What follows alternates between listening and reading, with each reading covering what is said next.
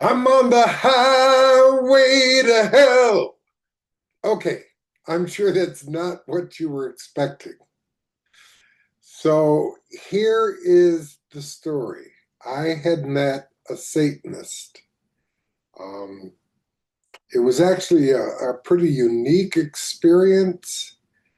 I was in my early 20s, um, early to mid 20s.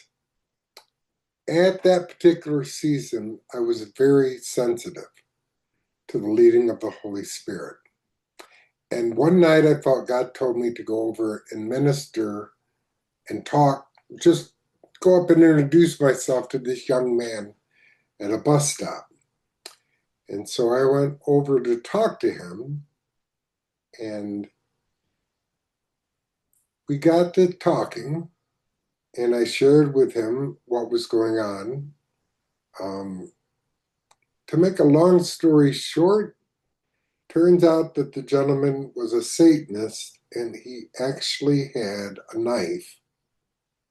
Uh, And in our conversation, we started talking about the power that he served and the power that I served. And he, at one point, tried very, very hard to pull that knife out and to stab me with it. And it was like he was not able to move his arm every time he kept going for his knife. He wasn't able to move. And he looked up at me and he was like, "Who are you? And who is it that you serve?" And so I shared with him about Jesus and I shared with him the salvation message. The long story short version is that he ended up living in my house and I was taking him and mentoring him. It's not something I think that I would normally do, but there was just something about this particular situation where I felt like this was something that God was telling me to do, and that in the end it was going to end up being okay. So he was with me for a couple of weeks, and one day I had $70 that went missing. And I had a conversation with this gentleman, and he said yes, he did steal it. And you know, it took me a bit to forgive him.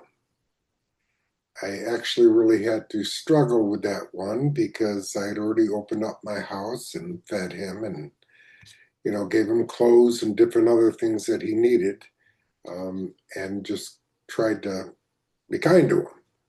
And he he said he was sorry. And, I told him, okay, listen, go down to the park, be alone, because I have to pray for a while because this, that $70 I had earmarked for something that was important to me at the time. And it was going to be a hard pill to swallow because he wasn't able to pay me back. And so I was praying to God about this gentleman and how God wanted me to respond.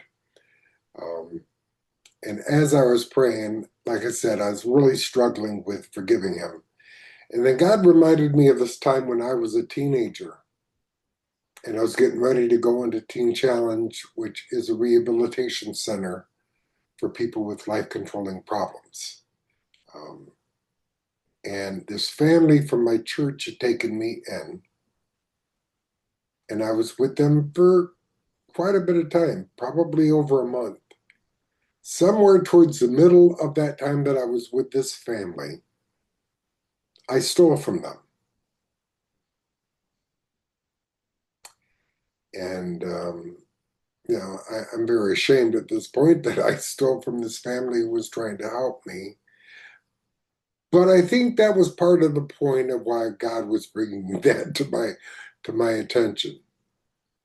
Because not only did they forgive me the money that I stole from them, but they allowed me to continue to stay in my house, in their house, until I was ready to go to Teen Challenge.